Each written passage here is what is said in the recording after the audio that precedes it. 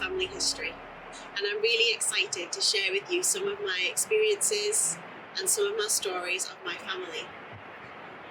The one story that stands out, which I will share with you today, is of my great-great-grandmother, Harriet Pollard. I'd already known of Harriet for a few years, as I'd been sent a family tree when I was a lot younger by my granddad, and we'd done her work.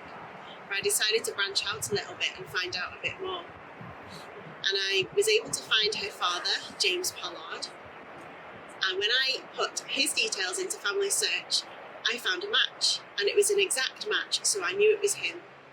And so I accepted the match, and all of a sudden this long line of family names came up, dating back to Scandinavian royalty. It was absolutely amazing. I was finding sirs, lords, barons, baronesses, all the way back to princes, princesses, and then kings and queens. It was such a wonderful discovery and so exciting that I just had to tell my friends and family all about it.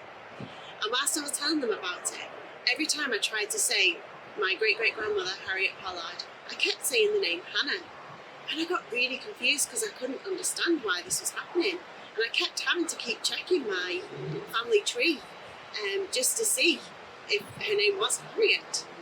And the name Hannah just connected with me so much that I knew I had to investigate and find out why. And to begin with, I thought that perhaps Harriet liked to be called Hannah, and she was trying to tell me that. But after some research, I soon discovered that Hannah was Harriet's sister, somebody that we hadn't found and didn't have her temple work done. And it was just such an emotional experience when I discovered that, and I knew who she was. And amongst that, I also discovered their mother's name, Amy.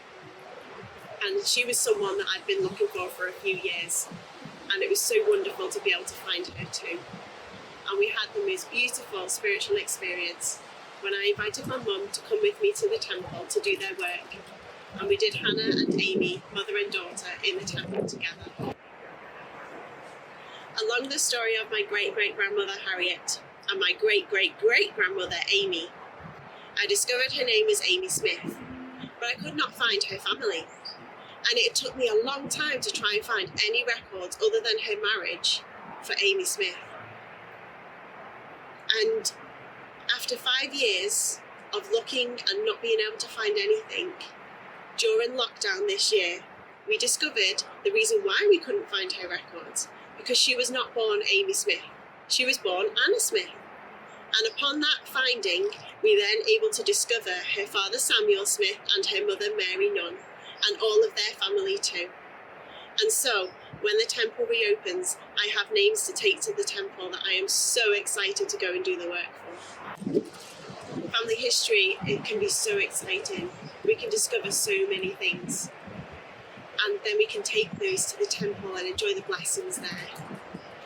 I have so many more stories that I could share with you over the years of our research.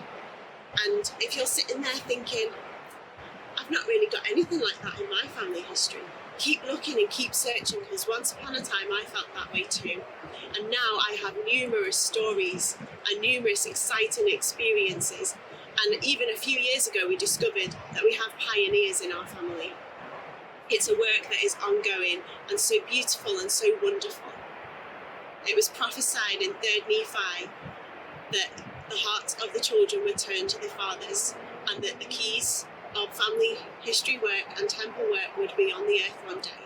We are living in that time, and we have this most blessed and wonderful opportunity to do this work. So I encourage you all to just try, just have a little look and see what you can find. And if you're struggling, let us know, because there are lots of family history consultants and lots of stake leaders that are over family history that are really happy and excited to help you.